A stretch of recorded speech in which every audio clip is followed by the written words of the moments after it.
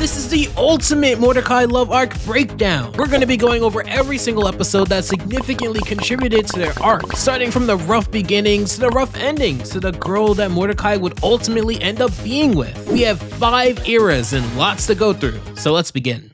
This is Mordecai. Tall, blue, skinny legs.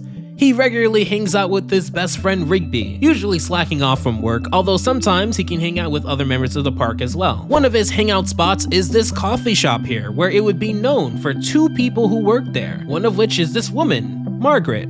Her first appearance would be in the episode Caffeinated Concert Tickets, and this episode sets the tone for how Mordecai will be for most of this video. For context, this episode starts off with an ad from the in-show band Fist Bump, and here's how Mordecai would speak about it.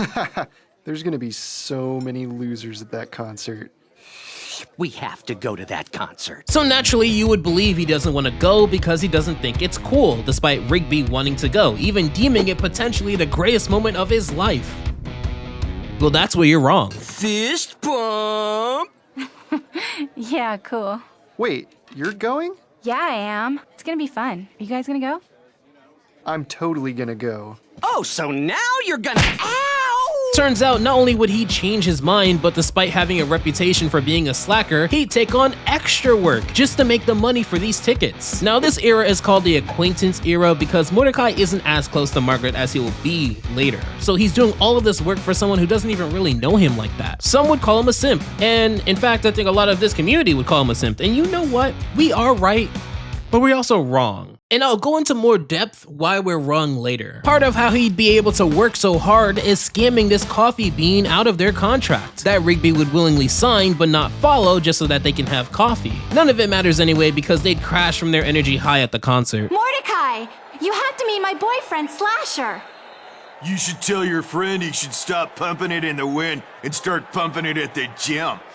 Don't worry about her. You'll get another chance. Speaking of sleeping, within the episode Meet Your Maker, when Rigby gets Mordecai stuck in a deep freezer with him, he'd pass out and have a very specific dream. Hey, Mordecai. Margaret, you look stunning. With confidence like that, you would think he'd have the ability to speak to Margaret directly. This man couldn't speak directly even if his target was those dancing cactus toys that repeat whatever you say back. In fact, you can see exactly how not confident Mordecai would be within this next episode. The unicorns have got to go. An episode where he figured the best way to woo Margaret was with a perfume called Dude Time. Now, I like dudes as much as the next guy, but... oh, come on. I didn't even mean it like that. Alright, fine. Now, I know plenty of dudes who I'd consider to be friendly with, but if I was trying to attract women, a cologne called Dude Time is just asking for the wrong kind of attention. It attracts these unicorns who make it their mission to mess with Mordecai, who only wanted to impress Margaret with a new fragrance. Oh, sick! What was that? Chill out, bro. We're just having a little fun. Yeah, fun. Ever hear of it?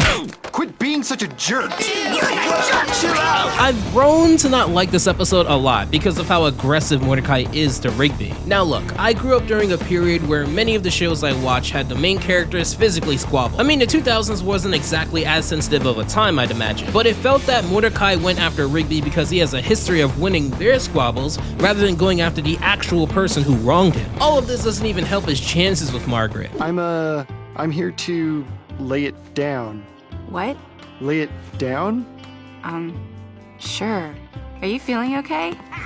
This entire arc could be boiled down to had you had said something sooner, things would have most likely have been better, however then we wouldn't have a messy arc to speak about. Plus I actually really like this next episode. The best episode within the acquaintance era would have to be Mordecai and The Rigbys, because while Mordecai would scoff at the idea of faking a band, he'd lied to Margaret about having a band, thus figuring out what to play at their open mic night. Plenty of these episodes are going to be Rigby living in a moment doing or wanting to do fun stuff with his bro, only for Mordecai to not want to do it unless it helps his chances with Margaret, which will get very old quickly. However, here, it's fine. I would actually argue this is a lot more interesting than watching a bunch of unicorns bully Mordecai for being interested in women. They don't know any instruments, they get trained to essentially lip sync, and Mordecai decides he doesn't want to be known as a person who lip syncs and exposes himself. We thought we could just order some t-shirts and pass ourselves off as a band. We just got caught up in the dream, man. And just for a little while, it was real. But that's over. And lip syncing's not cool. Now you may think, wow, Mordecai has lots of integrity and guts to do that. He must value telling the truth. Never mind the fact that he lied to begin with. He's gonna lie again. You see the time on this video. This entire video is gonna be speaking about the lies that Mordecai says. So to put the cherry on top, how does Margaret react to all of this? Mordecai! Margaret! That was pretty cool what you set up there. Thanks, Margaret. Oh, hey, have you met my new boyfriend, Angel? Come on, baby. We don't want to be late for our dinner reservations. Yeah, she'd have another boyfriend, don't worry. Mordecai will have plenty of time in this next episode where... Oh, wait. Oh, yeah. It's time. I'll kill you! Rigby!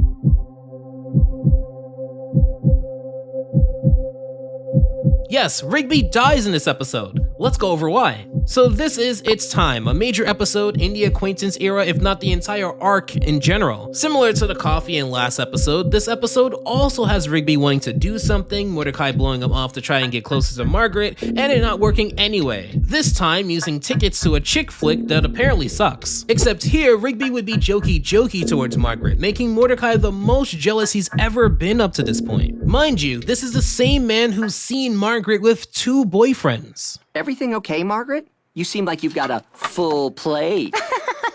Rigby. Ah, what? Nothing. Now yes, did he specifically do it while Mordecai was trying to talk with Margaret? Yes, and is there a bro code out there that you don't mess things up for your bro by outdoing them in public?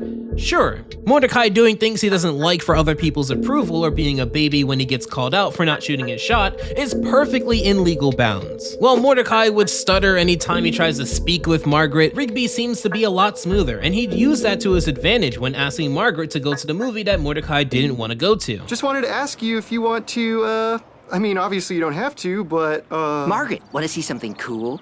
Bam! 2 tickets to the zombie dinner party premiere. Want to go with me tonight? You actually got tickets? Yeah, I'll totally go with you tonight. Of course Mordecai gets jealous. He's into her. Who wouldn't be in this situation? However, he'd be noticeably more aggressive about the entire situation, which Rigby doesn't help by bragging about how easy it was to ask out Margaret. I guess what I'm trying to say is this episode is very gray for me. I don't like how aggressively childish Mordecai is about this, nor how he never steps up to the plate when pressure is applied, but Rigby dug his grave. Literally. Which leads to... Yeah, that. Obviously he comes back and time is reversed. It wouldn't be a regular show without these larger-than-life results from mundane situations, but factually, it can be stated that Mordecai would kill Rigby, even if in the heat of the moment, if he gets in between him and Margaret. What does that say about him? Surely he'd prefer if Rigby was not involved with his time with Margaret, which is why in the next episode he drags him into a double date. dude, do me a solid and go out with Eileen so I can go on a date with Margaret.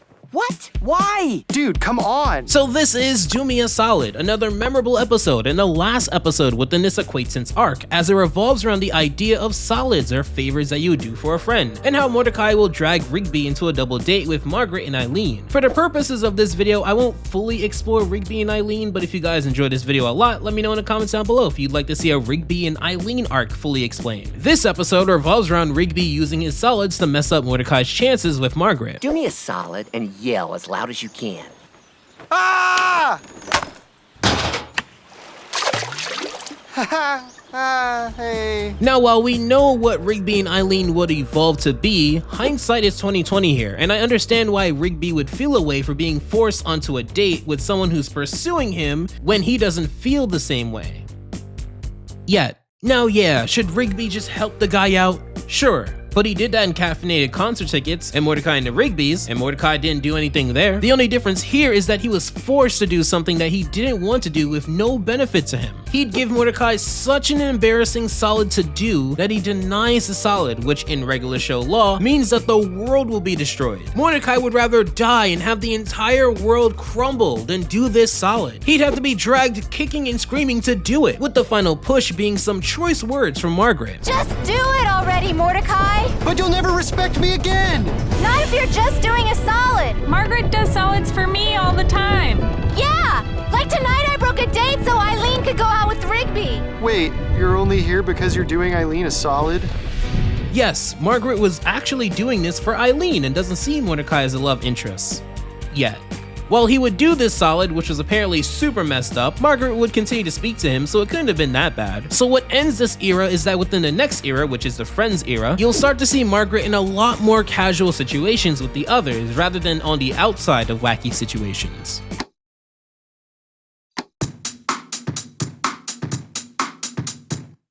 Things are about to heat up, as Camping Can Be Cool would be the first time Mordecai would ask Margaret out, even if it is essentially a friend group hangout. It's progress. Camping can be really cool. There's hiking in the mountains and looking at the stars at night. That's so awesome. I wish we could go with you guys. Why don't you? You probably shouldn't go, Margaret. I bet your boyfriend won't like you going on a camping trip with 2 dudes. Ugh, what boyfriend? I'm not seeing anyone right now. Guys are jerks. God, I know, right? Guys are the worst. If there were one image to showcase exactly how the early stages of Mordecai and Margaret were, it'd be this image here. They'd go camping and things would go wrong throughout the entire process. While Eileen would be the heavyweight champ of surviving in the wild, this allows Mordecai to create some space with Margaret in a more organic way than Do Me a Solid, and we get some important development with her. This semester's been crazy just with work and all these extra projects. I just can't wait until I can finally quit my dumb job. Aw, what? Then where will I get my coffee from? The coffee will still be there. Yeah, it just wouldn't be the same. They plant the seeds that Margaret is going to school and plans to transition away from working in the coffee shop, and that'll be incredibly important later. Now, normally I'd probably skip this next episode because it wasn't that big in their dynamic, but I can't because there's one scene that's engraved into the brains of the people who've watched regular show. I'm sure this will only take a second anyways. What are you doing? Did you not see the sign-up sheet? You were outside playing basketball. I figured... Oh, you figured? You figured you'd use the computer on someone else's time slot? This is Slam Dunk, an episode where Mordecai, who I believe to not be good with building websites, says that he will build a website for Margaret and challenges Muscle Man and High Five Ghost for computer rights. Turns out, going off the energy of simping for a girl who doesn't even know that you've been moving mountains for her and killed your best friend because of a situation involving her doesn't beat actually practicing the game of basketball. Who knew? When in doubt, Mordecai would get a piece of motivation that just so happens to be, for many, many people, you degenerates out there, the most memorable part of this episode. Hey, Mordecai! Thanks for helping me with the website. No problem. Muscle Man, computer rights for a month. I don't know, bro. I think it's worth more to you than that. If this moment is engraved in your brain, you need help. Speaking of help, let's go over to our sponsor. Better check out alphaj.show/merch because with the bump in sales, I've opened the floor for older designs that people love to return. Everything from Slushy J, and then the opposite happens, and these limited edition pins that once they're gone for good. These designs are so cool, and to be transparent with you, I'm pushing these so hard so that I can develop some cool holiday-centric designs for later this year. So if you're a big fan of Halloween or my channel, you can support me by going to alphaj.show/merch and check out the coolest designs from the best panda on YouTube. But let's go back to Margaret. You'd think someone who just got schooled at basketball would accept that he'd have to cancel or maybe find a computer elsewhere, maybe at your local library. However, he gets a better opportunity. Just cheat. I'm just gonna give you the powers. Ah, sweet.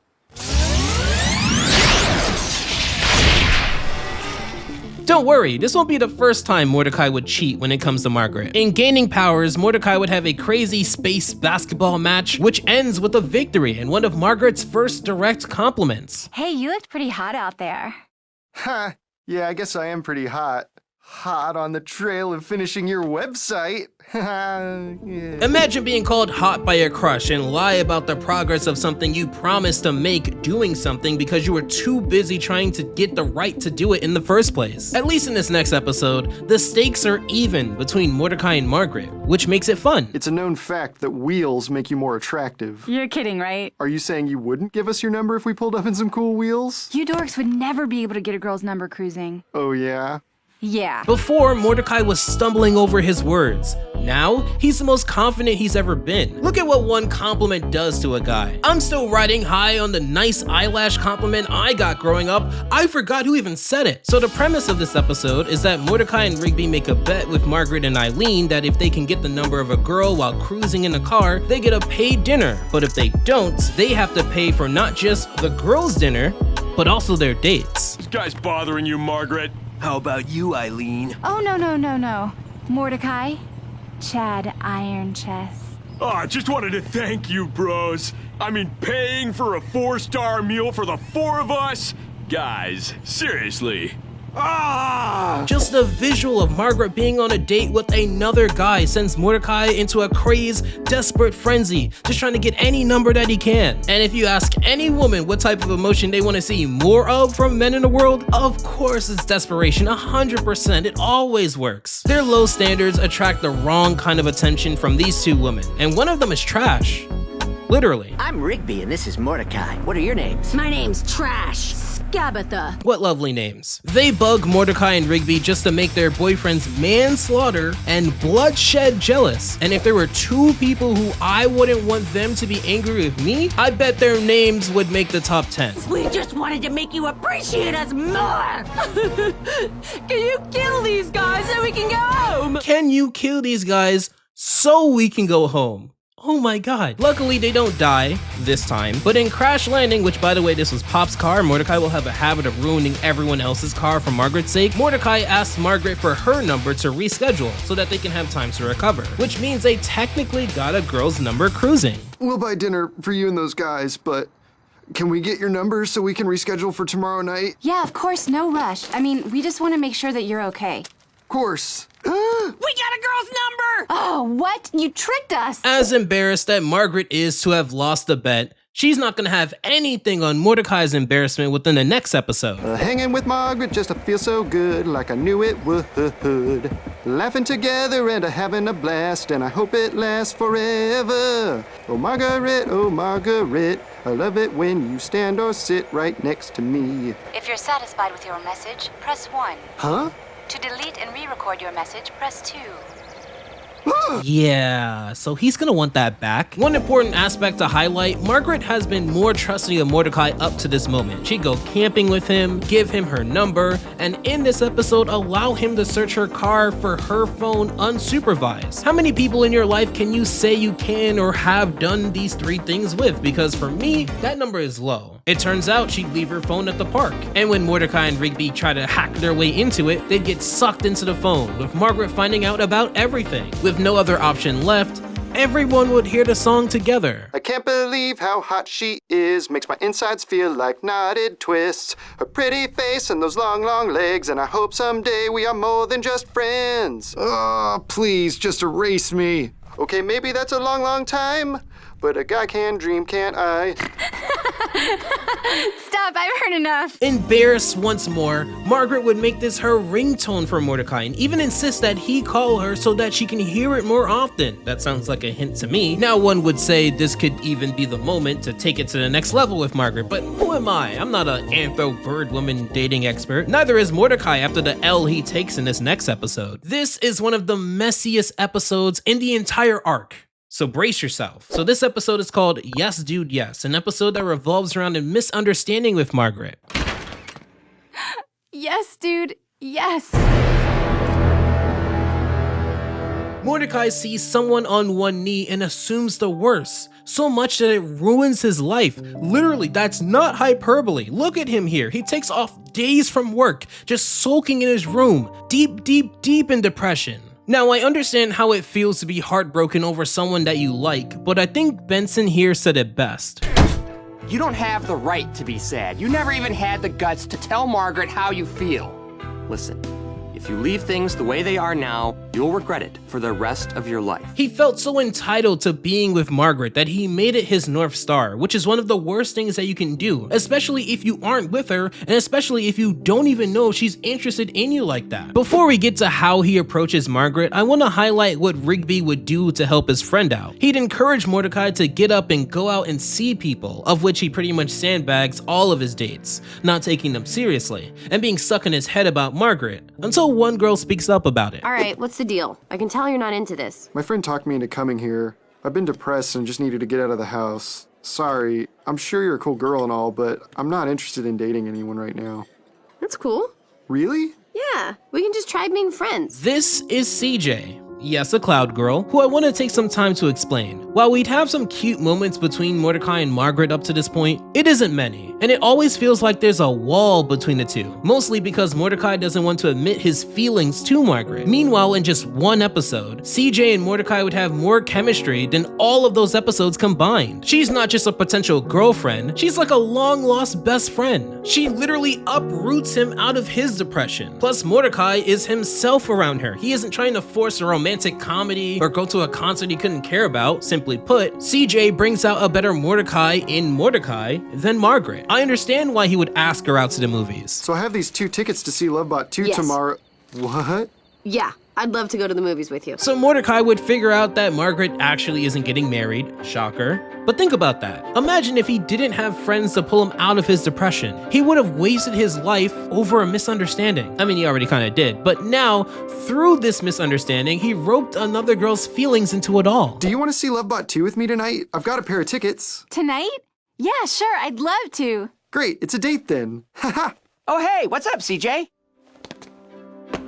It also doesn't help that he'd ask Margaret to go to the movies as well, then turn around and tell CJ that they weren't gonna go farther than they were anyway. Even if Mordecai was clear in his communication that he only wished to be friends with CJ, he still double booked the date, and he showcased that he really wasn't trying to think about Margaret more than being in the moment with CJ, which are 2 completely different things. Now you're not gonna believe this, but the way Mordecai fixes his problem is direct communication. Who could have known? Look, I know it hurts to have feelings for someone who doesn't feel the same. I've been there. Maybe I can't be the one to cheer you up, but for what it's worth, I'm sorry. This puts him on bad terms with CJ, who we won't see for a while, but also semi-bad terms with Margaret, who's shown to be jealous over Mordecai. Of course, naturally, he'd take her jealousy as a positive, but do very little about it, at least in this episode. We have 3 episodes left in the Friends era before we enter the Just Friends era, quote unquote, and all of these are super important to go over before things heat up even more. The smallest of the episodes would be Access Denied, an episode that speaks more about club culture and high fashion than Margaret specifically. But after a misunderstanding of which club Margaret and Eileen were at for Margaret's birthday, once they meet up, Mordecai would give her a gift and share a dance with her in the night, which shows how comfortable she's getting with Mordecai. The next episode is Diary, and I don't know what Rigby did that morning, but he would mess up a lot. He wore a hat he wasn't supposed to, which led into Mordecai and him knocking over this bookshelf, which led into Margaret's diary breaking, which led into him dousing the book with glue, and later when Mordecai was applying heat to the glue to get it to come off, Rigby would douse the book in lighter fluid. This was probably Rigby's biggest fumble in this arc. However, what's important to know about this episode is that Rigby would bring up his feelings towards watching Mordecai fumble around with Margaret. I can't believe you told her you'd water all these. What a chump. It's because Margaret's my friend. Yeah, your friend without benefits. Oh, Mordecai? He's all right. It's not like we're dating or anything. I just let him come over and water my plants sometimes. Hey, put that back! No, I want to wear it while I water the plants. While on the surface he mocks Mordecai for being friends with Margaret, it's only because he knows that Mordecai doesn't just want to be friends with Margaret. That's why he would drag Skips into this situation to fix it, only for Rigby to fumble again. Again, he's very messy in this episode, creating a monster Margaret hell-bent on taking them out. Now, you're not going to believe this, but the way Mordecai fixes the problem is direct communication. Who could have known? Rigby! Remember when we ordered beds for our room and yours never showed up? I lied! I stacked them up and I've been sleeping on them the whole time! I think Eileen is hot without her glasses on!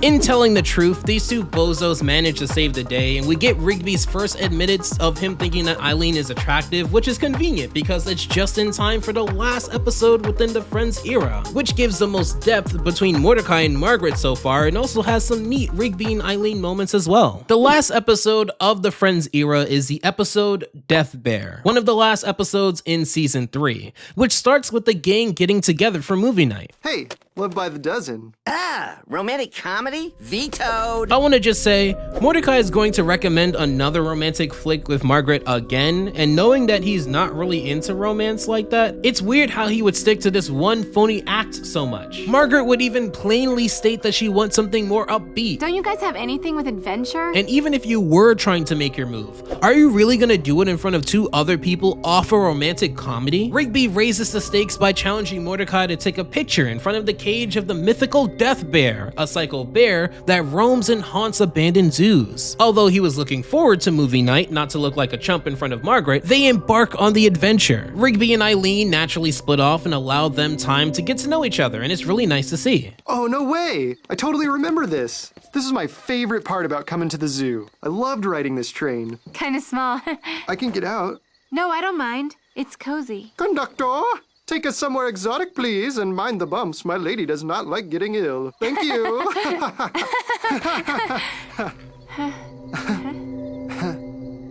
You feel that their friendship is blossoming into something more. Although Mordecai would still hesitate a lot here, he'd go for the first kiss within this episode. Unfortunately, it would just come at the worst time. What is that? Huh?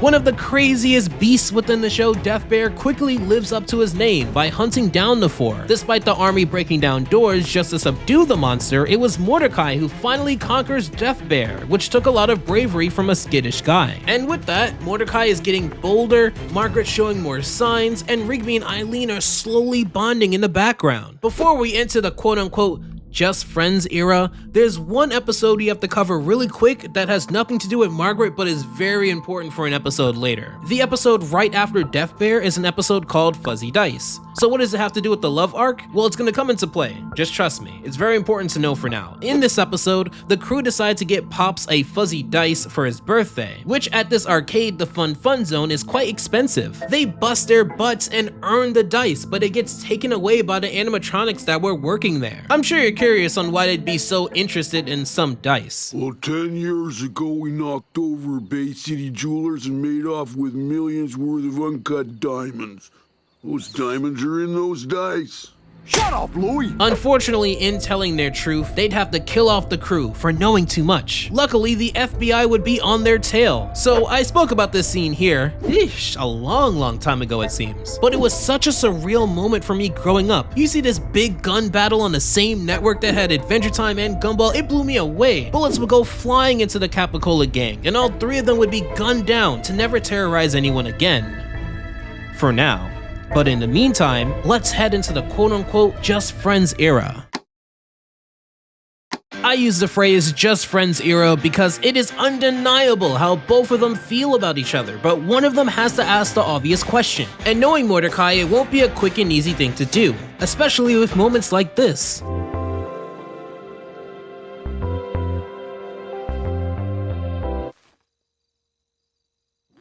Oh, sorry, I shouldn't... No, it's fine. It's just... What? Your breath is really bad.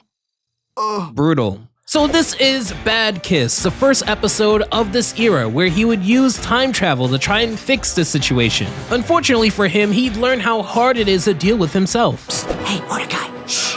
Dude, you want some mints? What? No, dude. Shush. Come on, they're really good. Here, take a couple. Dude, quit it. Just take out. Stop. While I'd give many other characters the benefit of the doubt, Mordecai is so stubborn that yes, he wouldn't accept help even if it came shipped through one day Amazon Prime. But it gets better. Not only does he get to witness what it's like to indirectly deal with Mordecai, but he's going to witness what it's like to directly deal with Mordecai after trying to get him to take mouthwash. Open your mouth. It's for your own good. Okay, look, we finally kissed Margaret tonight. What? No way. No, really, but it's bad. We had bad breath and she pushed us away, and it was really embarrassing. Don't tell me you're actually trying to use that time machine Rigby was scammed into buying. I mean, it's hard to be skeptical of a time travel machine when you're literally talking to yourself, but okay. It took clever planning, but Mordecai would subdue himself and get another opportunity, only to not go for a kiss this time. So that means that in this timeline, they actually didn't kiss yet. I wonder what was the reaction people had at the time of this episode coming out. This would have been way before my time, like 3 years around there before I started making content. I'd imagine this tease probably made some people upset. So remember in the camping episode when Margaret spoke about school? Well, she'd have less time to spend with the gang, so Mordecai, Rigby, and Eileen decide to throw Margaret one last party before she gets serious with school. Although it takes some effort, they manage to get a venue and people to show up. The venue is a ballroom that Benson claims can't be cleaned up. More on that later. Now all that's left is getting Margaret to show up. Hey, Mordecai. Hey, do you want to hang out tonight? Yes! I mean... yeah, sure, sounds cool. Meet me at the old ballroom at 8. Ooh, que interesante. Yep. Que interessante?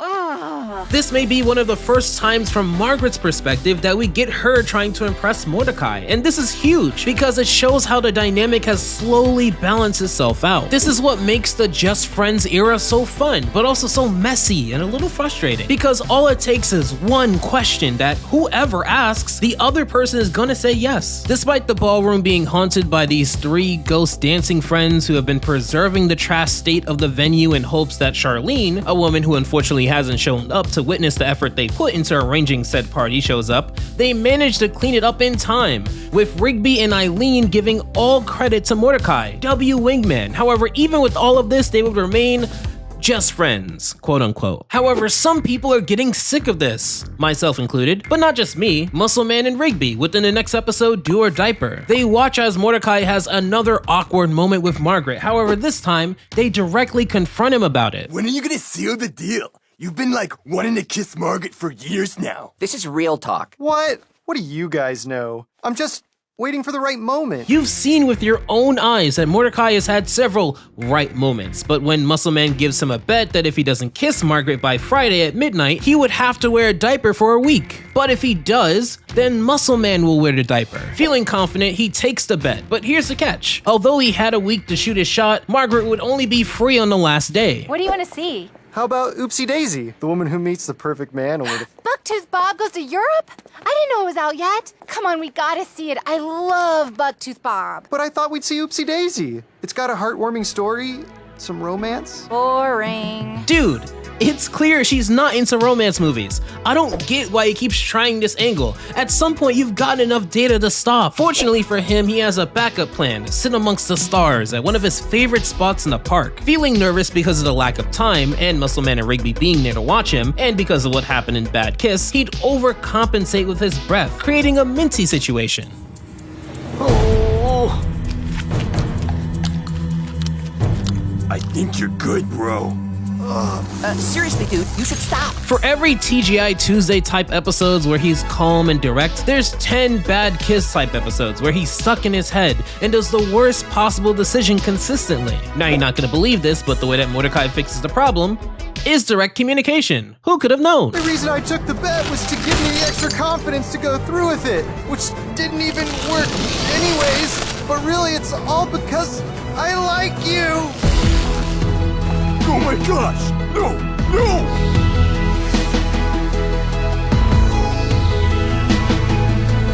Have a nice week, diaper boy. Debatably one of the coolest moments Margaret would have within the show, she gets Mordecai back for essentially gamifying their time together behind her back. It doesn't faze Mordecai too much because he finally understands that Margaret must like him back. I'm happy because I realized Margaret was actually having a great time on the date. You mean we'll have to keep waiting and waiting to see if you'll ever do something about it? Hey, it's gotta be the right moment. Ah, yes, the right time. Which always seems to be next time. So we go from using Pops' car in the episode Cruisin to Benson's car in this episode, picking up Margaret, when Mordecai offers to drive Margaret to the airport. I'm going to check out this university upstate. Hey, sorry, I gotta figure this out. My interview with the university is first thing tomorrow, so I can't miss my flight tonight. I can take you. Really?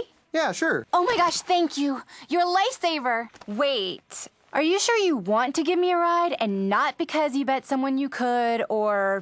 What? Come on. When have I...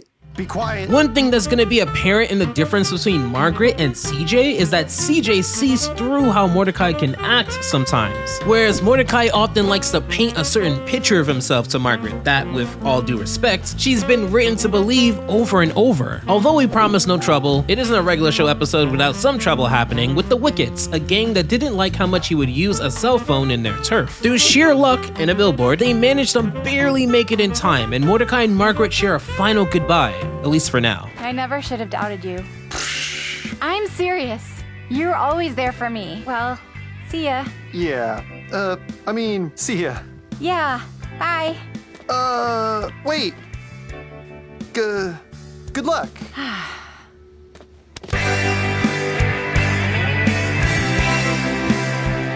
Oh look, another perfect moment that Margaret basically had to force to happen. I want you to know that as repetitive as I may sound in this video is only because of how repetitive these episodes are when it comes to this arc. We need something exciting, we need something new. Let's go bigger, let's go bolder.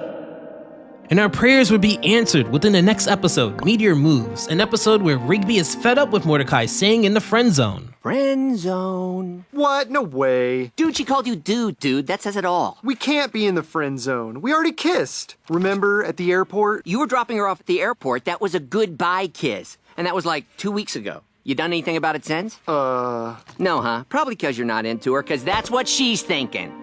So over the last few years, many of us, myself included, have called Mordecai a simp, and let's talk about it. While there was a section of this arc when that was true, it is to my understanding that simps don't end up with the girl. Mordecai can't be a simp past debatably Deathbear because Margaret actively likes him. And mind you, with no strings attached. He's many other things, stubborn, lazy, insecure, but he can't simp over someone who likes him back, or else everyone that's in a relationship is a simp. I don't know what the term is for someone who can't see hints that include being kissed, being called hot, and having said person be jealous over you, but that's what Mordecai's been up to this point, not a simp. He decides to make tonight the night, no more next time. No more friend zone. As Mordecai, Rigby, Margaret, and Eileen hang out for a meteor shower, Mordecai, confident that he can do it this time, but just needing to create a little space, would confide in his best friend in a very mature and respectable manner to create the perfect moment with his crush. I need you two to go off somewhere else or something. I don't want to have to walk all far just for you to end up not doing anything. Ow! Here, take these Choco Gooey Choco Ducks and get out of here. Oh, did I say mature and respectable? I mean the rudest thing that Mordecai would do up to this point, I guess outside of killing him. Regardless, it was completely unnecessary to be that aggressive about it, and if he fumbled again, Rigby would have total justification to feel away. So if he's gonna be this bold to Rigby, he better actually do something this time. Man, it got cold, huh? Yeah, put your arm around her. You could wear a bunch of these paper towels, like a makeshift quilt. What is wrong with you? Despite having the clear sign, the meteor shower would begin, and Rigby's patience with Mordecai would hit an all-time low. He'd want more time, even though you can't get a more perfect time than now. It took literally being dragged, kicked, and screaming again for Mordecai to consider opening up to Margaret. Mordecai! Friend zone! I can't stand this anymore! You're not gonna mess this up again, man! Just go for it! Oh, yeah, man. I just need more time! I wanted to kiss her so many times, but I never had a good opening. It's just, I've liked Margaret for so long. What if she's not into me? 1. Rigby would state in this episode that the events within picking up Margaret happened 2 weeks ago. You were dropping her off at the airport. That was a goodbye kiss. And that was like 2 weeks ago. Welcome, Mordecai. I am the guardian of the friend zone. What? The friend zone's not a real place. 2, if the friend zone isn't real, then what are you in right now? 3, he'd be waiting for a perfect moment so much that Jesus came back 3 times and the Big Bang happened 4 times. 4, I get that Mordecai has to be nervous and anxious, but the whole idea about nervousness is that you don't know what would happen. When people are nervous about a giant bug on the floor, it's because they don't know what that bug is going to do. When people are nervous about being on a roller coaster, it's because they don't know how they're going to feel when the fast or high parts happen. When people are nervous about asking someone out, it's because they don't know how the other person is going to react. Mordecai has quite possibly the most information one person could have, up to and including 2 kisses, one of which he did undo in Bad Kiss, but he should have known at that point that she was into him unless he legitimately believes that Margaret is kissing random guys. My problem with this episode is that if this episode came after Deathbear, it hits so much better because you can make the argument that Margaret might just see him as a close friend. But in season 4, after so many moments, what more can a person need? There's a line between being irrational because of a natural fear that anyone can have and being a flat-out idiot. Now you're not gonna believe this, but the way Mordecai fixes the problem is direct communication. Who could have known? Mordecai, where are we? Right where I want to be. Finally, now we can move on to the relationship era, right? Right? Oh, wait. There's 2 more episodes left in this era. Ugh. That's not good. The second to last episode within this arc is Family Barbecue, a fun episode where Mordecai meets Margaret's father, Frank Smith of Chopper 6. This is Chopper 6, now flying over a ton of traffic. Bet all you losers wish you were in this chopper. Woo! He'd have a reputation of being hard on any guy Margaret brings home, not shaking any of their hands. Mordecai would take that as a challenge. Now, oddly, this is similar to TGI Tuesday, where we would get a different side of Mordecai. This Mordecai is more confident, even in the intense aura of Frank. Daddy, this is Mordecai. Nice to meet you, sir. This the diaper guy. If you don't think this is confident for Mordecai, this was the same guy who went into weeks of depression meeting what he thought would be a marriage proposal from Margaret's cousin. Despite this, Margaret's father would give him the cold shoulder. He'd learned the only way to get Margaret's father's respect is to challenge him to a cannonball competition, which quickly goes off the rails. Give up! You can't win this! What's your deal, man? I only did this contest because I wanted you to like me. It's not about the contest. It's about losing my baby girl. Mordecai, because he's already been in several life or death situations up to this point, jumps out of the helicopter to rescue Frank, who would be slightly confused and surprised that after how mean he's been to Mordecai that he'd risk his life to save him, which earns his respect and brings Mordecai that much closer to finally, official, for realsy, asking Margaret out within the last episode of the Just Friends era, the one we've all been waiting for. Stake Me Amadeus.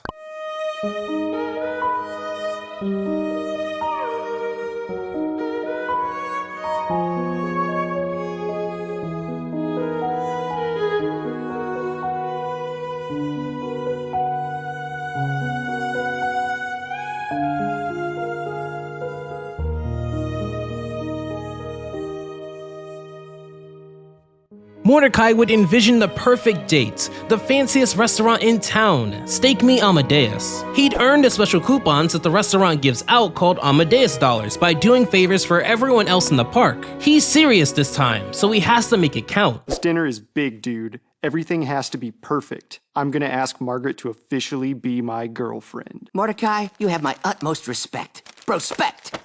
Use them well, man. Little does he know these dollars are counterfeit, and him alongside his coworkers are now all part of a continuous investigation with the FBI surrounding a counterfeiting ring. Although Pops meant for the Amadeus dollars to be a fun gift to hang out with his friends, little does he know whoever sold them to him is now in hot water. This ruins Mordecai's date, as he won't be able to just spend time with Margaret and finally ask her out. Margaret, I'm just on my way to get you. What's up? Hey, something came up and I'm gonna be late.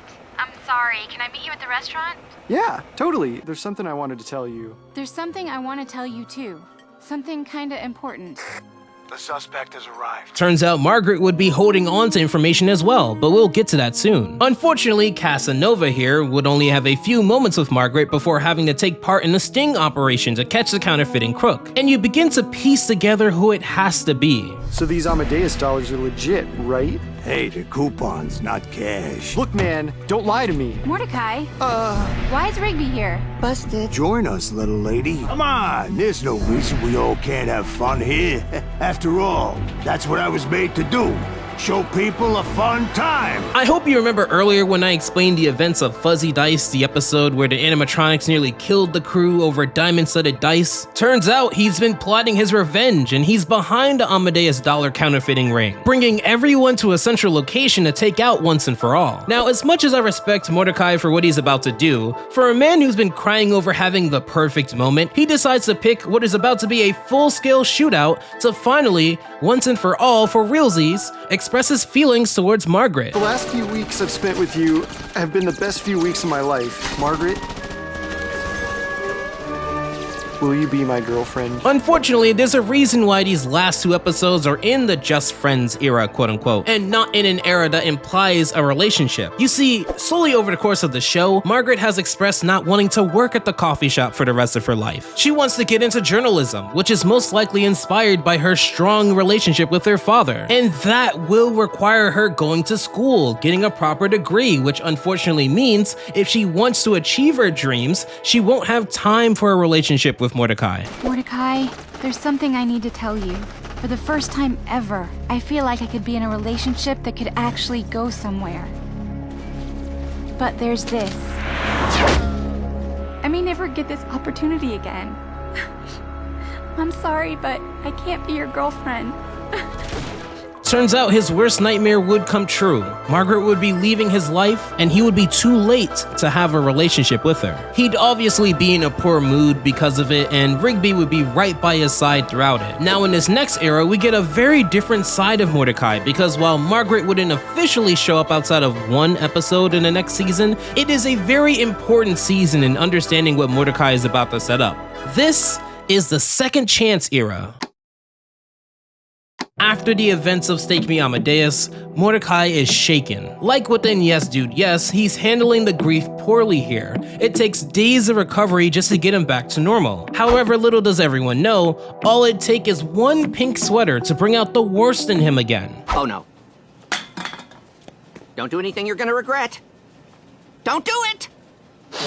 This is the episode Laundry Woes, and I intentionally didn't say the name yet because this scene here is quite infamous with regular show fans for obvious reasons. Throughout this episode, Rigby would push Mordecai to not fall back into the habit of chasing a girl who isn't even here anymore. This is when you start to get the worst of Mordecai. While Rigby would try to deliver the sweater without Mordecai's involvement, we'd learn here that while Mordecai needs a better relationship with self-love, Rigby needs a better relationship with handwriting. So Mordecai would say he's going to the post office to deliver it, but is he really?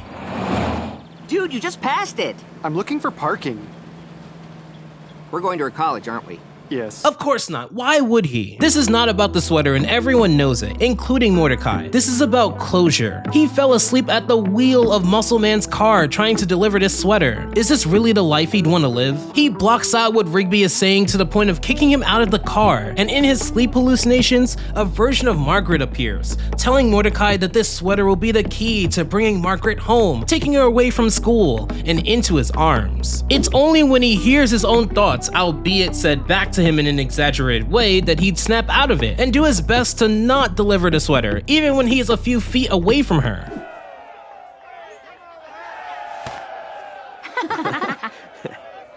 Closure. That's all he needed. As much as he may want to be with Margaret, she looks happy. Why even give her that optic that this can work out when we all know it can't work? I mean, this is the second time that he would completely ruin someone else's car for Margaret. This isn't GTA, he doesn't have access to unlimited cars. He'd have a New Year's resolution within the episode New Year's Kiss. Be more forward with women. Because had he asked out Margaret earlier, maybe they could have spent more time together in the way that he wanted to. That's when this girl checks him out. Tracy hashtag. She has an awesome design, and good on Mordecai. He'd get her number and think about inviting her to the park's masquerade ball. Everything is fine and well until Rigby goes to the bathroom and sees a future version of himself. You have to help Mordecai. He's going to kiss a girl on New Year's and you have to stop it. Okay, but why? Sorry, dude, future rules say I can't tell you. He'd get more clues and confirmation that he's the real deal when future Rigby informs him about Pops opening a bottle of champagne and Muscle Man streaking in his underwear, only for these things to be basically confirmed the next time he speaks to them. Determined, he'd spend the rest of this episode trying to get Mordecai to not kiss Tracy hashtag. Funnily enough, something tells me Mordecai isn't going to be able to get that kiss anyway. You know what this party reminds me of? What? Well, you know that video game where you're a spy in that foreign embassy and you have to fight all those zombies? I wasn't allowed to play video games as a kid. So what are you into? Texting, some social media. I'm gonna get us some punch. Interesting on the outside, not interesting on the inside. I've seen that plenty of times. I've lived through that plenty of times talking to people. While direct communication would be the easiest way to solve this in most episodes within this arc, unfortunately, Mordecai doesn't really listen to Rigby when it comes to love or his relationships, even though the advice that Rigby would give bats a high percentage. So naturally, if he's saying that this message came from a future Rigby in the bathroom, Mordecai locks Rigby in said bathroom. Future Rigby would give him a stopwatch to slow down time, but it only has one use. Determined again, he'd crawl through the vents and rush to stop the kiss, with everything that future Rigby prophesies coming true. But luckily, Mordecai doesn't kiss Tracy hashtag, as she'd only be using Mordecai to make someone else jealous, similar to what happened in the episode Cruisin. And by the way, get ready for some of these later episodes to rehash what they already covered. Mordecai would bump into a familiar face and share a New Year's kiss with someone else. Huh?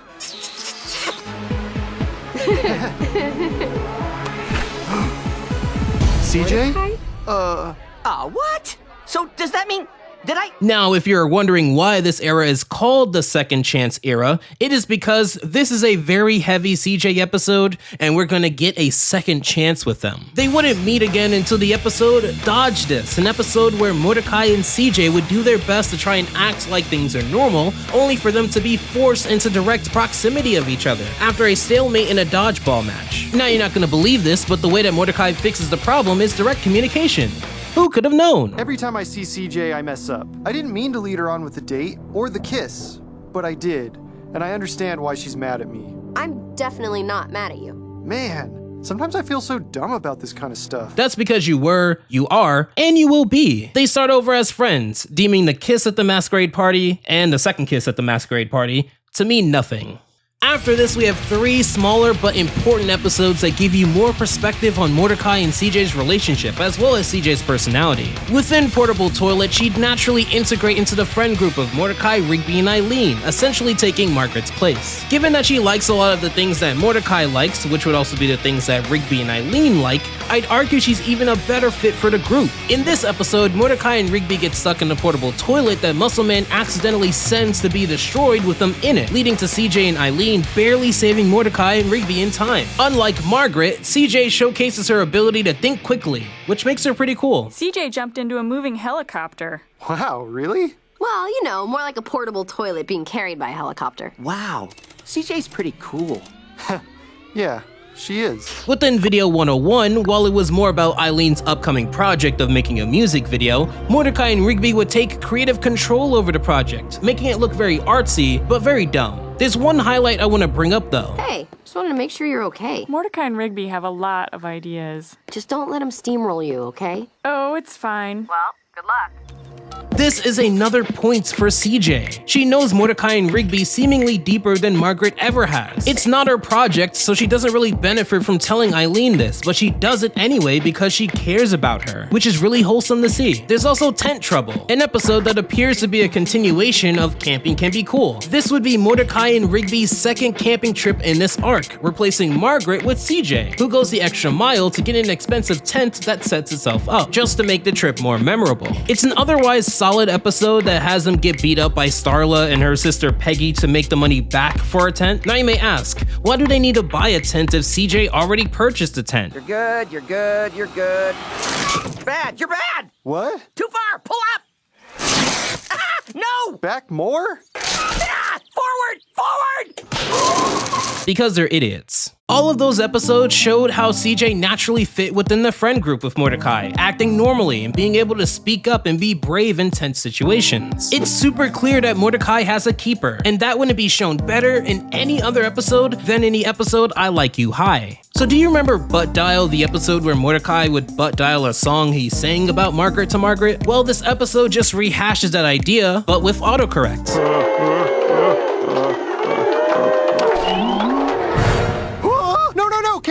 Cancel!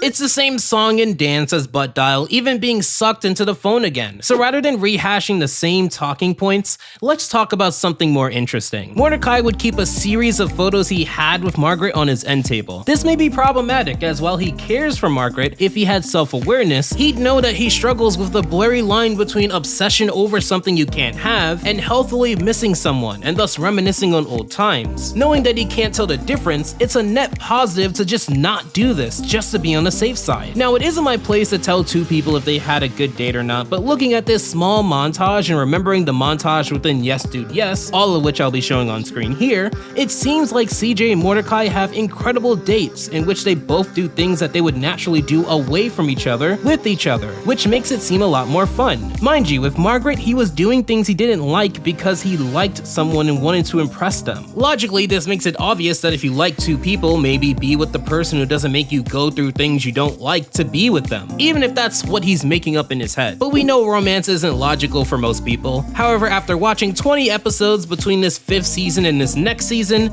emotionally, I'm gonna get really tired of Mordecai dodging the easiest answers. Come on, what should I do? Tell her the truth. Thomas? No. This right here, no. Imagine watching 20 more episodes where the entire core is this. Where do you think you're going? Mordecai, what are you doing? Come back! You'd rather float towards the infinite abyss than talk about your problem? Yes, he would. Yes, he would. And honestly, if animation wasn't so expensive, I'd love to see an alternative here where no one calls for him back. Like, let him float out into the abyss and realize how idiotic it is to keep locking back into this one mode. Like, let him float. Now, you're not gonna believe this, but the way that Mordecai fixes this problem is direct communication. Who could have known? It's like this thing that's inside of me, and it's always just sort of sitting there, waiting around. I really like CJ. She's amazing. But is it fair for me to go out with her if I still think about Margaret sometimes? Dude, CJ's way cooler than Margaret. Yes, absolutely. High key. And it's not that I think that Margaret is C tier because she has a mid personality. I think Margaret is a C tier character because from what the show has shown me, she doesn't really gel well with Mordecai and brings out the worst in him, which makes for some frustrating episodes, which I want less of, compared to the awesome episodes within regular show that don't have Margaret. Simply put, Mordecai and Margaret would have some cute moments, but they're on two different wavelengths almost all the time. On the other hand, Mordecai and CJ work really well as best friends, and I highly doubt Mordecai is gonna find someone like CJ ever again in his life, so why not commit to someone where it's stupidly easy to hang out with them and have probably some of the funnest dates he's had in his life versus someone where it's been the biggest struggle just to ask that one question that you should have already known months ago. Not only that, but CJ knows Mordecai at his core.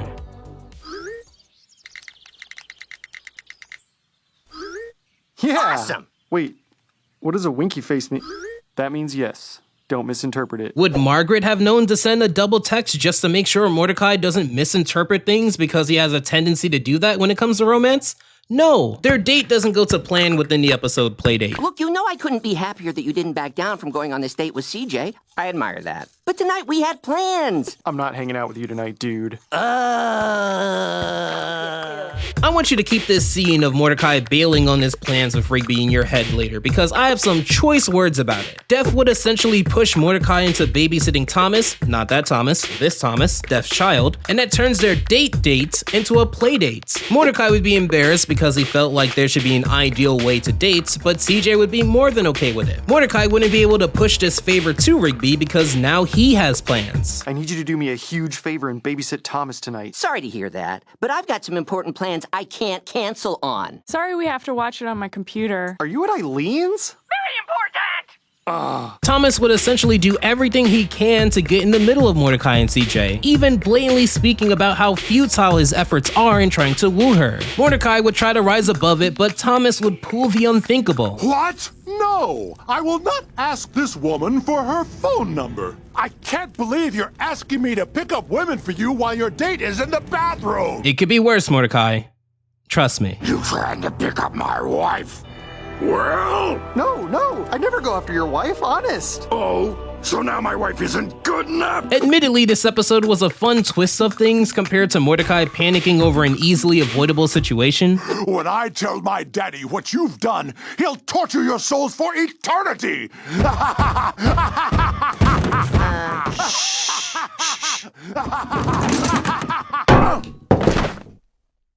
You've really been looking forward to this for a long time? Yeah. So it's safe to say that these two are a couple. CJ is giving Mordecai his second chance, which is why this era is named as such. They're a lot more comfortable in a shorter amount of time, which allows for them to have a proper date in the episode Real Date. Up to this point, there's only been a few episodes where Mordecai was cool, calm, and collected. It is astounding how comfortable he'd be in this episode, and someone tries to kill CJ in it. Rigby and Eileen would point out that Mordecai and CJ haven't had a proper date away from friends with a clear romantic intent. So how long have you two been together? We've been hanging out for a month now. Have you ever been on a nice, romantic date? Does that time we had all-you-can-eat crab at Seafood Sal's count? No. Now, I've always been of the belief that the opinions that matter most in a relationship is of the two people, and if they feel happy and satisfied where they're at, then nothing else really matters. However, it doesn't hurt to occasionally switch things up for a change, and if he's willing to do it for Margaret, why not do it for CJ, who's been a part of uplifting you out of your depressive state? The twist is that Mordecai would forget he still signed up to Couple Corral, the dating website he used to meet CJ in the first place. Unfortunately, the creator of Couple Corral would make it very hard for him to quit. Here's what I'm thinking. break up with CJ. Excuse me? Break up with her and rejoin my site. Couple Corral can help you find somebody better. Over the course of the episode, he'd stalked the pair, who were also trying to surprise each other with their own gifts, using Rigby and Eileen as their respective wingmen. Once Rigby and Eileen figured this out, they lure them both to the dock where their romantic date could reach its peak. But the owner of Couple Corral would realize that if he wants Mordecai to rejoin his sites, he's gonna have to take out CJ. This, to me, is a much better episode than any Margaret-centric related episode I've covered in this video. Mordecai is being himself, at least for the most part. The reason why direct communication isn't the best strategy here is because it would spoil the surprise, so at least it's not the same type of episode. You have the continuity of Couple Corral, Eileen and Rigby make for awesome support, and everyone is on the same page except the owner of Couple Corral, who is a better enemy than Mordecai battling his own feelings. When CJ calms down, she checks in on Mordecai.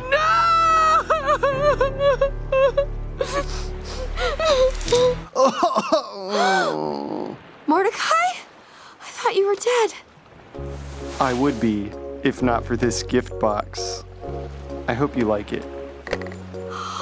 This is an awesome episode. I hope Mordecai doesn't mess things up in season 6. I hope there isn't a big glaring episode in season 6 where he fumbles the bag. I hope there isn't a moment where Mordecai would make a terrible decision that affects everyone involved. But don't mind me, I'm just thinking out loud. Surely he would never do that. As we gear up for the last 2 episodes in this arc, 2 episodes I have strong feelings about, let's go over 2 smaller episodes that give you a perspective on Mordecai and CJ's family. On Mordecai's end, you have the episode Maxin and Relaxin, an episode where we learn about Mordecai's mom and how she has a tendency to speak about childhood moments that make Mordecai embarrassed. Little does he know CJ is a real one. She literally went through hell and back with him and knows how much of a dork that Mordecai is and actually enjoys Mordecai's mom, which is the biggest green flag that you can get. On CJ's end, you have the episode Daddy Issues, where CJ would compete against her father, a famous but ultra competitive mini golf legend. Unlike Family Barbecue, where Mordecai took a direct approach to confront Margaret's dad, he took a supportive role and allowed CJ to finally shut him up. It's actually a very fun episode. I wish we had more episodes like these because these last 2 episodes, they piss me off. Eileen Flat Screen is the second to last episode in this arc, but has my least favorite moments in this arc involving Mordecai. So let's build some context. Eileen would win a flat screen TV. Rigby would offer to drop it off at her house because she won't be able to enjoy it until after work. However, he has bigger plans. He plans to set it up so that she can enjoy it once she gets off work. The episode's conflict revolves around Eileen's roommate, Joanne, who doesn't want anyone to touch her TV. Despite on Rigby's account, she ate a full tub of Eileen's peanut butter. The time Rigby learned how serious Joanne was when Eileen tried to use the TV while Joanne was out of town, and right as soon as Eileen pressed the button, she was there to threaten her. With Mordecai and CJ's help, Rigby would gather some tools to help with setting up the TV, and we get to this scene here. And what's up with the whip? It's my utility whip. It has 1,000 uses. Eileen and I got it at a Renaissance fair. When did you go to a Ren fair? And why are you 2 always hanging out without me? You and CJ are always together doing your thing. What am I supposed to do, hang out by myself? All right, we need to put like a timer at the top so that I don't go too crazy with what I'm about to say. It's there?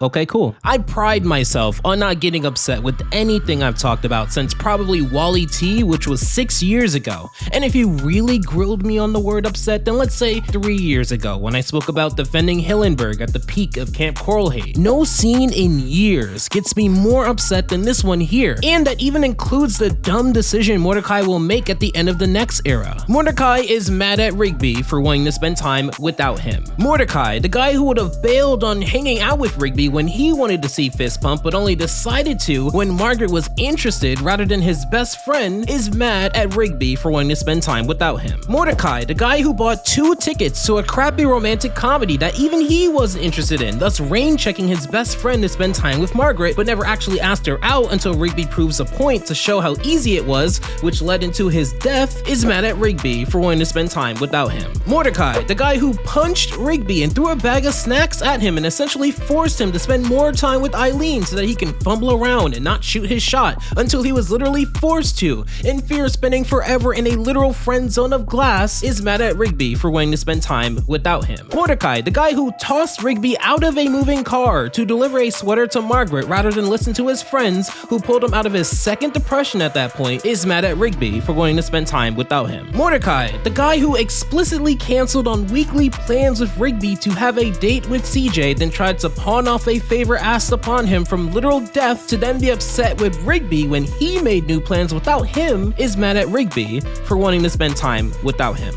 The hypocrisy of a guy who nearly ruined his life because he thought the woman of his dreams was getting married, only to then not ask her out for even longer and spend 2 additional weeks not doing anything with her after their first kiss, is upset at Rigby for not wanting to play the same song and dance of, oh, I'm not interested in her, but I am interested in her. It's not that simple. Let me ask you something. How many times has Mordecai helped out Rigby with his relationship with Eileen? I bet you can count the number on one hand. Yet Rigby is expected to spend his entire life being a wingman, a support, a convenient distraction for Mordecai. The guy who'd get really comfortable punching Rigby for telling the truth but waited until a literal shootout to ask his crush out because according to him, that was the perfect moment. I find the idea that Mordecai implicitly expected Rigby to not do anything without him to be grossly offensive. Rigby for almost all of the show would be nothing but a stand-up guy to Eileen once they established positive rapport, and as much as I like the two of them together, let's make sure we all exist in reality here. A big part of why they are together is because Mordecai forced them to be so that he can fumble around with Margaret. Mordecai, the same guy who doesn't even know what he wants half the time, is upset that Rigby knows what he wants. And when I put it like that, I think about episodes such as Lift With Your Back, conveniently the episode right before this episode, where Mordecai would state that Rigby makes things worse usually. Bro, without Mordecai, you'd be totally useless. What? Come on, Mordecai, tell him how useful I am. You're basically the opposite of useful pretty much anytime we do anything. But we did those things together! So the whole time I've been covering for you and CJ? Well, I mean, it's the least you could do. I genuinely think Mordecai doesn't like the idea of Rigby figuring things out before him because then he'd have to sit with the reality that when it comes to love, he likes to act all high and mighty when it comes to comparing himself to Rigby, but he's a total mess, knows nothing of what to do, lucked out with a girl whom he messed things up with to begin with, and still had the nerve to be jealous that Rigby followed the advice that he gave to Mordecai like 100 times that he never respected to begin with. Like, are you out of your mind? You know, I enjoy regular show, but you have to acknowledge that there's more than a handful of episodes that paint out Mordecai to be a jealous, messy, aggressively insecure, impulsive, childish, foolish piece of... Oh, was that time? I guess that was time. Anywho, Rigby would insist that to use the TV, they'll have to unplug Joanne's plug and move it to the bottom to create space. Joanna comes back to steal their TV, but this is a really dumb way to solve her problem. She threatened to break it, knowing full and well that her TV is also on the ledge. She calls their bluff by throwing the TV off the bridge, and Rigby saves it with his utility whip. Her TV would break, and this causes a crazy chain of events where she'd be forced back into her family. No! Eileen's TV that you won in the dance competition!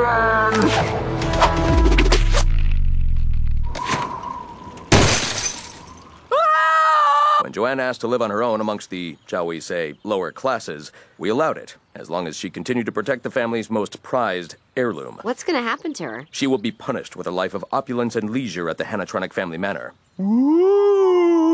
She'll be fine. Joanne has to be one of the dumbest antagonists within regular show's history. If you knew the consequence that anything happening to your TV would be your freedom taken away, why would you do any of this? Why would you take their TV and then run away, leaving yours here to be destroyed in retaliation if they wanted to do so? Why would you hold their TV over the bridge if you knew that yours being destroyed would be worse for you than destroying theirs would be for them? Why would you actually then throw it off the bridge knowing that if it broke, they may do the same thing to you, and the worst part for them is that Eileen lost a free gift whereas you lost your independence? In fact, why would you leave your TV at home at all?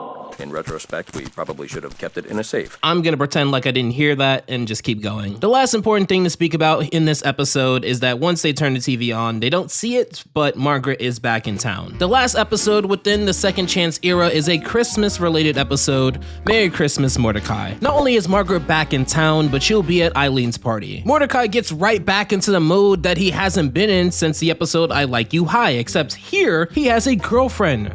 Remember? CJ? He physically cannot be around Margaret and commits 2 dumb mistakes. He doesn't tell Margaret that he's dating CJ, the girl that he was supposed to take to the movie in the events of Yes Dude Yes, that he double booked with Margaret. He also doesn't tell CJ that Margaret's back in town either. Remember I said that. Mordecai, the one who likes to pretend that he's more mature than Rigby, would be spoken to like a child from Rigby, because he's acting like one. Oh, there's no way I can go to this party.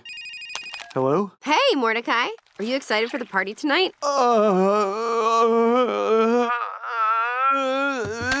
We'll meet there, dude. Haha. Okay, bye. Aw, dude, why'd you do that? Because you're acting like a dumb baby. You're dating CJ now, and if you really care about her, you'll go to the party with her. Yeah, but... Dude, just go to the party. You might have noticed over the course of this video, I repeat a certain phrase throughout many of the episodes, and I apologize in advance if that annoys you, but I must do it each and every time so that you understand the amount of episodes I had to endure where the same thing happened each time, and Mordecai never learned his lesson until it's too late. Jeez, someone's on edge tonight. Are you sure nothing's wrong? Hey, Mordecai. Hey! I'm glad you're here. I wanted to talk to you earlier at the post office, but it seemed like you're in a rush. Yep. You know each other. I mean, you've met before. At the coffee shop when I invited you both to the same movie. Oh.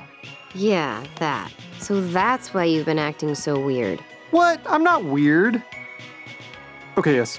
Mordecai would not tell CJ in advance, whether on the phone or at the party, that Margaret's showing up. Remember, this is Eileen's party, so it's not like she would have assumed that Mordecai invited her or anything like that. Mordecai would state in plain English that he doesn't like Margaret. I was worried that me acting weird would give you the wrong impression, like I still like her or something. Well, do you?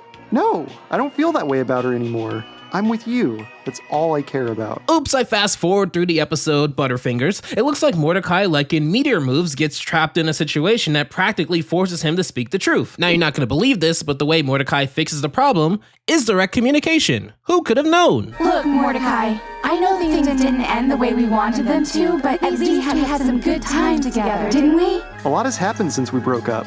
It was really rough for me at first, but since I've been dating CJ, I feel a lot happier now. She's good for me. I just hope you can understand that. They reminisce on the old moments, and oh look, Mordecai would kiss Margaret right in front of CJ, actually in front of everyone at this party, and mess things up again. Turns out when he said in plain English that he was over Margaret, he was lying. And I say lying and not wrong, because if he knew he'd be weird around her, then clearly that meant there was some underlying reason why, and it wasn't simply that he feared CJ would have the wrong impression. It was that he couldn't control himself around her, like historically it has been the case. So with that, we end the second chance era, clearly, because he blew it again. So to wrap all of this up, we must now enter the last chance era and finish all of this off. The last chance happens within the next episode, Sad Sacks, an episode that revolves around Mordecai trying to get CJ to talk to him again. CJ would speak to him at the coffee shop that Margaret used to work at, because taking someone to the setting of their first embarrassing moment with you is a wonderful idea. Mordecai would promise that there are no feelings involved with Margaret, but CJ would assume the worst when she hears, Hanging with Margaret just to feel so good. Margaret? Oh, in the past, huh? I thought it was. Then why is she calling you? I don't know. And you may ask me to keep the same energy with CJ assuming the worst when Mordecai assumes the worst all the time, and okay, if we're playing a fair game here, let's look at the scoreboard. From CJ's perspective in Yes Dude Yes, Mordecai asked Margaret out on a date. There was nothing to assume, she was right, he actually did it, so that's 0-1. In the last episode, she actually saw with her own eyes Mordecai kiss Margaret minutes after Mordecai said in plain English that he's not into Margaret anymore, so that's 0-2. Now let me find all of the moments where CJ would lead Mordecai on or cheat on him. That's strange. I'm not finding any of those. Now you're not gonna believe this, but the way Mordecai fixes the problem is direct communication. Who could have known? He arranges an elaborate light show where he asks for a final time to tell the truth. Actually, honestly, for realsies this time, and after getting beat up, he finally says how he feels at the hospital. I was in love with Margaret for a long time, and when we broke up, it hurt for just as long. CJ, I screwed up. I feel terrible for hurting you, but I hope you know that I don't want to be with anybody but you. Thanks for being honest, Mordecai. I hope Mordecai learns his lesson in directly communicating with someone rather than bottling up his feelings. I hope that in this next episode, I See Turtles, when Eileen would organize a trip to see baby turtle hatchlings, but would be sad that Margaret couldn't be here or else it would be weird with CJ and Mordecai, he'd directly communicate and speak about the problem. I don't want to put Eileen in this position, but I just can't stand to be around Margaret right now. Yeah, but it doesn't change the fact that Margaret and Eileen are still friends. She just needs to know that you're okay with their friendship. I can't help what you did. Well... Hey, look! Hey, what's that light up ahead? Oh my god.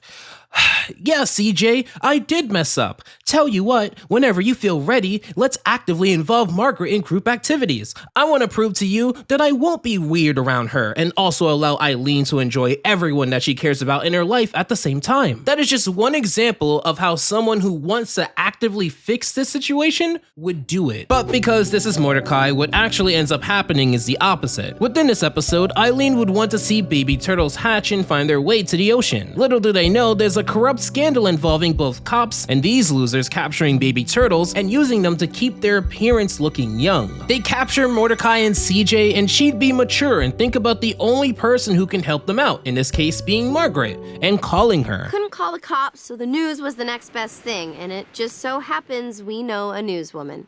Besides, I figured you wanted all of your friends here for this. Oh, you guys! Although uncomfortable for CJ, just like in Video 101, she'd put Eileen before her, showcasing better qualities than Mordecai in the situation and literally pulling them all together. In fact, they'd have a chance to prove their true feelings within the next episode. Everyone would be invited to the 1000th chopper flight party, which is the name of this episode, and CJ can't make it because she's volunteering to help clean up a river, but it's okay. Mordecai can go by himself. Mind you, this party revolves around Margaret's father, who, by definition, is the father of Margaret, the person who obviously would be at this party. Mordecai, in all of his wisdom, tries to avoid Margaret at her father's party. Seeing Margaret apparently gives him the bright idea of hiding in the bathroom. You're being weird, Mordecai. Come on, you have to come out of the bathroom. No, I don't. Margaret's out there, so if I stay in here, then I won't mess things up. Then why go to the party? Why go through all of this effort to show how unbothered you are by showing how bothered you are? Rigby would promise to stick by Mordecai's side and be in between Margaret the whole time. Thanks, Rigby. Ah, ow. That's payback for punching me on the couch. Let's go. That was a really long time ago. That's well deserved if you've seen all the times that he punched Rigby in this arc. Because if you were there and Margaret was there, probably a lot less awkward this way. Ow! Oh, so now you're gonna... Ow! Yeah, fun. Ever hear of it? Did you find my phone? Yeah, back at the house. Ow! I'm fine just where I am. I don't want to have to walk all far just for you to end up not doing anything. Ow! Here, you've never been camping? What's wrong with you? Now, obviously, like with every other episode up to this point, they'd be forced together in a closed space, and Margaret would just want him to be normal around her. Now, mind you, yes, they shared a kiss together, but Mordecai said in Sad Sacks that it didn't mean anything. If it meant so much that you couldn't face her again, even at a party about her dad, then what does that say about Mordecai? Now, you're not gonna believe this, but the way that Mordecai fixes the problem is direct communication. Who could have known? I know a lot's happened, but I thought we were cool now. Yeah, no, it's still weird. Can't we just try to have fun like we used to? Yeah, I guess you're right. We had a 6-car pileup around Christmas, but now we're not seeing any delays as we make our way north through the clouds. However, there's a twist. CJ would see them in a helicopter together and assume the worst, but this time, she'd be wrong. Huh? I can't be here. I gotta hang with CJ. CJ! Hi! Oh, come on! Her outburst would actually put everyone in danger, and Margaret would have to pull out the big guns to get her to calm down. We're just friends! Why should I trust you? Because I have a boyfriend! You have a boyfriend? Margaret has a boyfriend, and by the way, Mordecai seems visibly affected by that. What do you think that means? CJ would be completely embarrassed and dejected for getting things wrong for a change. Yeah, she shouldn't have jumped to conclusions, but I can understand why she does. Oh yeah, by the way, remember when I said that Margaret had a boyfriend? The next episode, Not Great Double Date, exposes something I've been wanting to say about Margaret this whole time. So you're not dating weekend sports anchor Del Hanlon? No. But saying I did felt like the only way to, not die? Okay. Not only did she lie about having a boyfriend, but she agreed to a double date with said not boyfriend. In the same way that Margaret brings out the worst in Mordecai, it really feels like from what we know about her and how she's done just fine at the coffee shop, worked her way through community college, and then got into her dream university only to get a job close to her family, that Mordecai seems to bring out the worst in Margaret. I genuinely think there's something in the universe that makes them act awful. If they find out I lied, it'll make everybody feel all weird again. What should I do? Tell the truth. But then they'll know I lied. It's ironic that both Eileen and Rigby would be the ones to preach honesty and truth and not acting weird, only for the people who claim to have it all together to do the opposite and think that it'll work out when there's an entire Bible worth of moments to show how it doesn't. So rather than telling the truth and explaining that she didn't want to die, something that I'm certain CJ would understand given the circumstances of her being wrong in that assumption, she'd rather attend a double date with said guy whom she'd commit to a fake relationship with, but not a fake kiss apparently, which is really stupid on her end to not consider. Now you're not gonna believe this, but the way Margaret fixes the problem is direct communication. Who could have known? You're not my boyfriend! I lied about the whole thing. Seemed like the only way to make you okay with me being around. I am sick of feeling like a tourist around my own friends. For someone who's only tried to help and not be weird, it's interesting that both Margaret and Mordecai keep trying to ignore that there are feelings there. They lie and lie and lie, and after each lie, try to act like the next lie will work, and it doesn't. Now, some people may point out that they had a great relationship leading up to Me Amadeus, but... You're single, you dated Mordecai for a while, and you keep trying to hang out with him, even though you don't have to, because it's not like you kept in touch with him after you left. All those things are fine, except that you lied about it. There's only one reason you would lie about something like that. Do you still have feelings for Mordecai? Yes, of course she does. CJ was right to be angry at the party. You wouldn't kiss someone like that if there weren't feelings there. And as I said while watching these episodes for the research of this video, it really feels like CJ is babysitting two people who both want to be in a relationship but also don't want to be in a relationship. I think these kids of today call those situationships. CJ gives chance after chance, and for what? For people to not be straight with her the second time, the third time? Yeah, she got it wrong once, but her gut intuition was correct the whole time. Like, imagine if it was CJ who was the one who cheated. Ask yourself, would Mordecai, Rigby, or Eileen be as forgiving? However, everything leads up to this moment. Although this is the biggest moment, we still have two other important moments to talk about after this one, so it's kind of the grand finale. Kinda not, but I'm going to need a little bit more time to delve into this. At the beginning of this episode, Rigby would be supportive but reserved with Mordecai in a way that doesn't feel like Rigby. So, how are things with CJ now that Margaret's admitted she has feelings for you? I don't know. Pretty weird. We'll get to why in a second, but even the fact that he has to act like this is indicative of the type of person Mordecai has been lately. He would not say how he felt to CJ after the events of Not Great Double Date and think everything is just fine. He'd also speak to Margaret. I just wanted to say sorry for what happened on our double date. I apologize to CJ too. I didn't mean to make things weird, it's just... Yeah, it's cool. Well, I'll see you at the wedding. As you can tell by how Mordecai would stop her from directly communicating the rest of her feelings, the parts that they should say out loud so that they don't have to run from it anymore, Mordecai would also not properly communicate with Margaret after the events of what happened either. You'd think these two, especially after Margaret said what she said, should have a conversation and get to the bottom of it. Not even for themselves, but for CJ and Eileen, who had to endure all of this just because they don't know what they want and don't want to commit to a side for other people's sake. For context, this episode revolves around the marriage of characters Muscle Man and Starla. Muscle Man would naturally be tense on his wedding day, but he'd begin to crash out when he mentions not receiving a letter of approval from his father. Mordecai and Rigby are tasked to look for it, and that's when we get to this scene here. No offense, dude, but what would you know about relationships anyway? Eileen and I are dating! For like a couple of months now. We have matching bracelets!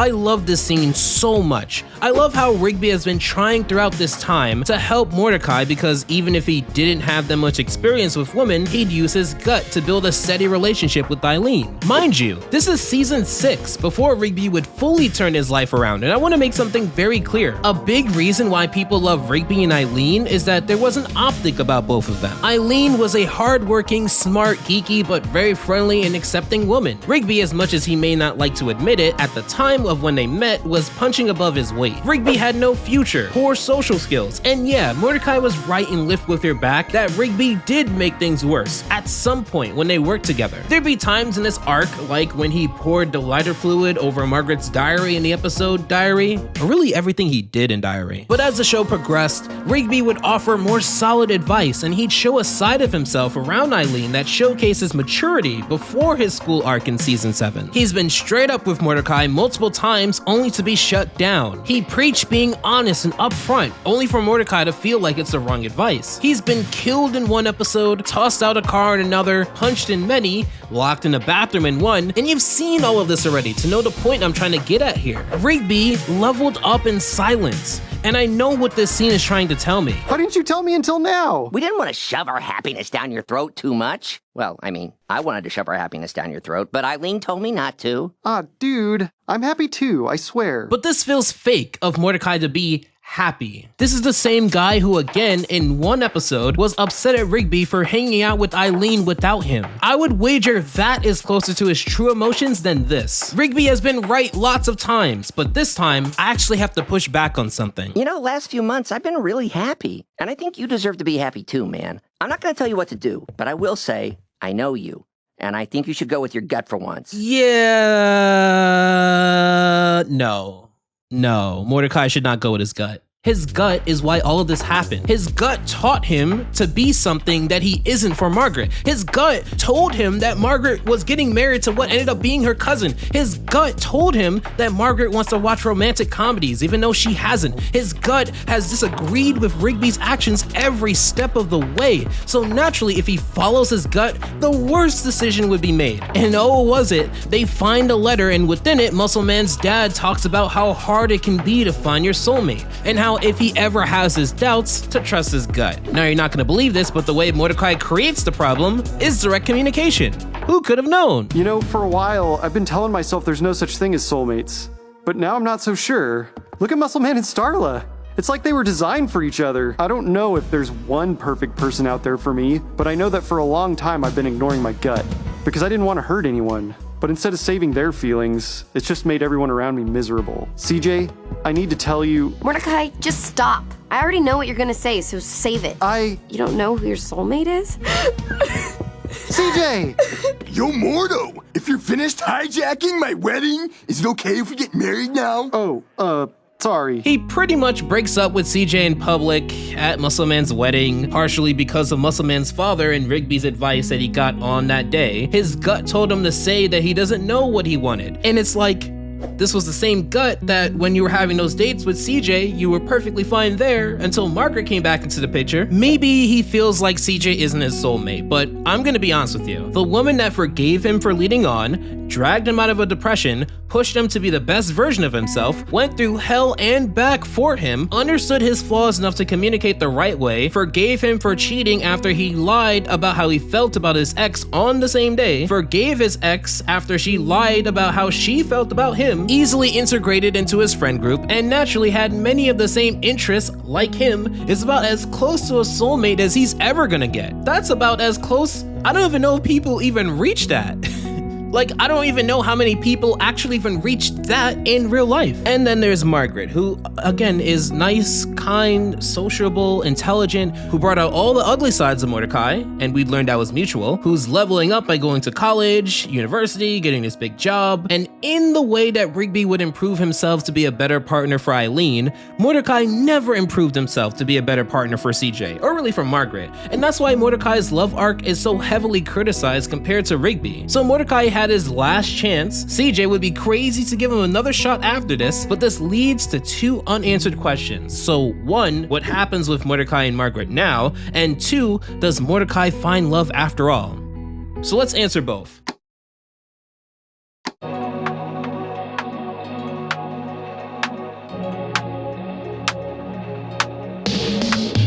Although it's commonly said that Dumped at the Altar is the final part of this arc, it's actually the second to last, because the final episode would be Just Friends. It's an episode in season 7. An episode's titled that should tell you exactly what's gonna happen here, so I'm not even gonna pretend to hype all of it up. Yes, at the end of the episode, Mordecai and Margaret are finally, for realsies, just friends. I thought I knew what I wanted, but we're still young, Mordecai. I think I just want to live in the moment. Take it easy on relationships right now? It's the best thing for the both of us? So does Mordecai find love? Well, turns out, yes. Towards the end of the final episode, it is shown that years later, Mordecai would find his soulmate to be Stef, this vampire bat who he shares his life with. So you may ask, what led to this decision rather than Margaret or CJ? According to the head writer, Matt Price, we felt like the Margaret-CJ love story was complete, and they were both on their own path already. We also felt like Mordecai had moved on in his life. He finally left the park to pursue art, and we thought it'd be cool if he met someone while doing that. But we love Margaret and CJ, and we're sure that they're happy without Mordecai. He was too wishy-washy with them. I think the idea of Mordecai finding love after all of this is a nice and feel-good moment, but it's very unsatisfying. We get a whole show describing with every and any situation how this man doesn't know what he wants, takes the wrong decision each time, and turns away perfectly good help. For him to find as stable of a relationship as this implied, it'd have to be a different Mordecai. And because we don't know the story or the progression of his character to be able to sustain a healthy relationship, this is pretty much the same value as someone writing a relationship for Mordecai and then posting it on like Wattpad. The analogy here would be like if SpongeBob in his finale, which would be like in the next millennium or something like that, was running the boating school in honor of Mrs. Puff, and it's like, that's really wholesome to think about, but SpongeBob can't drive. That is tacky, this is tacky. Honestly, I don't even really acknowledge Stef because there's nothing to her character. We're just to believe that they worked it out without knowing how, when said how is why this video is as long as it is to begin with. I'm gonna put the decision in your hands. So I spoke about Benson's love life here, and I wouldn't mind giving Rigby and Eileen's love life a spin, but that may take some time. I know Muscle Man has more than a few episodes. I know High Five Ghosts and Skips have an episode. They're a lot smaller, easier to cover. If you're interested in any of the main cast, please let me know in the comments below. And if you remember the videos I was making prior to this point, all of them have been unlisted. I don't want to confuse people with thinking that the arc hasn't been completed because of my last video on the arc, because this video is the all-encompassing version of it. So if you want to see those, you're gonna have to check out the description below. And if this video told you anything, directly communicate with people. I'm so tired. Please consider gifting me a coffee. This video took a long time to make. The link is in the description and the pinned comment below if you want to support. Happy Valentine's Day, or not, whenever you watch this. I need a nap.